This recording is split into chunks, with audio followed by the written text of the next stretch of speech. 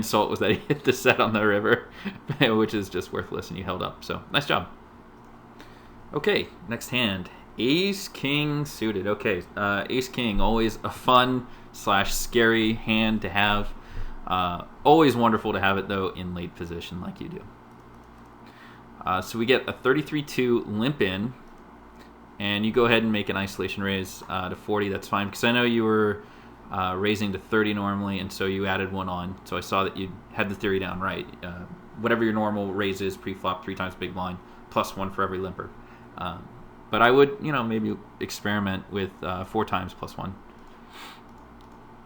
We have the big blind call, which is weird, and that guy limp folds, which is that's a terrible leak. So you hit top pair, top kicker, backdoor flush draw on a kind of board,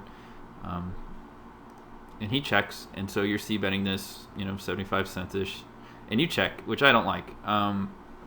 The reason is that there are potential gut shots with like Jack 10 that he would have called with.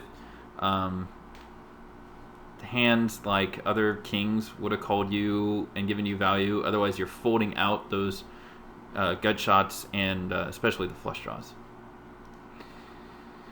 The 6 comes and he bets into you, and you've got to understand his perspective here is that you didn't hit anything on the flop, otherwise you'd see bet it. And so you're kind of stuck into a corner where you have to definitely call this and most likely raise. And you just shove for the rest of his stack, which is, considering he was short, that's fine. I think you're usually good here, which is, great. So he calls, and he shows 2 pair, unfortunately. And I think he'll probably just take it down. So check jam on that kind of board, I guess it's okay, but I would have really preferred to see a c-bet there, for sure. It's just, yeah.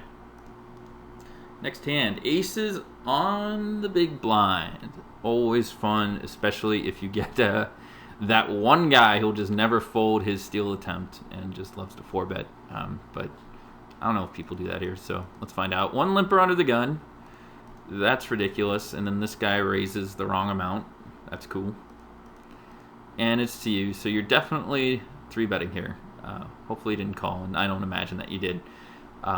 Although 3-betting is something that you need to start looking at, because I noticed, and we'll look at your HUDs or your stats over this, bunch of, basically just for everyone's information, I brought in 1,500 hands, which was 2 days worth. So although these stats that you're seeing for him aren't binding, they're, I guess a good indication of what's kind of going on. And I did see a very low 3-bet number. It actually was below 3, but you're 3-betting here, and so you raise it to $1, which, yeah, that's fine. $1.20, like I talked about earlier.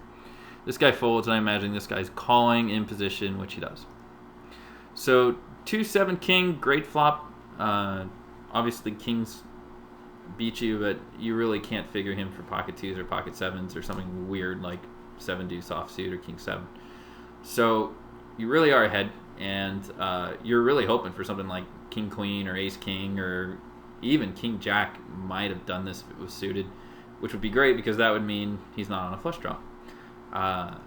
You check, which I guess you're going for the old check raise here. I guess it's okay, but I would have preferred to see a c-bet, just because, again, those flush draws are out there and you got to charge them, and you also have to bet for value. I mean, you got a big hand and you should be paid for it. So he bets $1.25, and you go ahead and you don't quite jam, which is fine, and he probably just gets it in. You guys, yeah. So he shows the bottom end of his range, king jack, and I'm imagining you held up just fine. Alrighty, now we've got pocket queens in the big blind, and we have someone who posted early, which is stupid, especially when you're under the gun +1. You just can't wait 2 hands. I mean, whatever. Just don't do that yourself, anyone who might be watching. Another limper, boom, there it is. All right, would have definitely preferred a bigger size bet, because, again, it's like 4 times big blind, +1 per limper, plus an extra one because you're in the blinds. Something I still do, and works out usually pretty well. This guy limp calls, that guy folds, and you got 5, 6, 7. So and 2 to the flush. So it's a pretty wet board.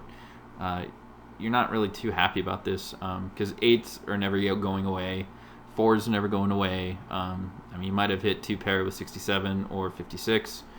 You could be on a combo draw with something like, I don't know, ace 8 of diamonds, where he has 2 overs in the flush draw. So given his stack, I'm probably just getting it in. Maybe not right now, but just pot it. And you do. Hey, perfect, right on. And he shoves, and you're never folding this, so you're calling, but you're not expecting to be way ahead here. So you do call, and he shows king 8. Wow. So it's not exactly a combo draw, but he does have an overcord on you and backdoor flush draw, which you have one of the diamonds, but his is higher. And there's the 10, and so you're a good favorite, and he hits the king on the river, which is unfortunate. So you played that fine. It's just one of those hands. The fish just got a little lucky there. So I also want to reiterate, I haven't seen the results of these hands as I do commentary on them. So I don't quite know how these end up. I thought this was interesting because there's some result here that was big. I just polarized, like, okay, all the big wins and all the big losses. So here we are with 10-8 offsuit. Kind of weird that this came up. So we got 1 limper, 2 limper, blah, blah, blah, and you check. That's fine because this is a really bad hand.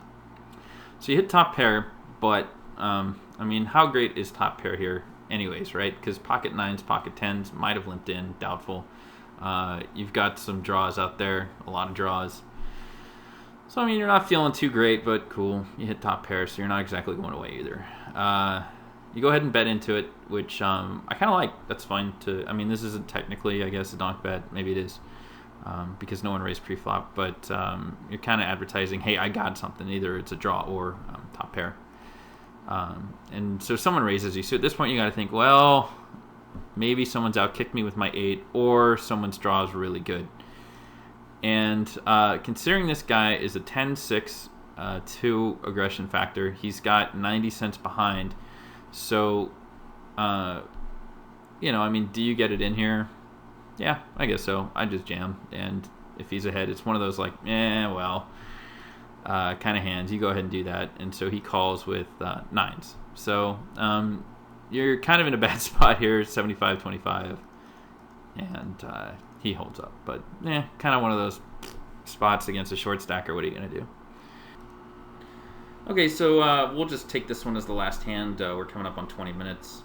We've got 2 people that posted too early, so I'm looking at definitely a 50 to 60 cent raise.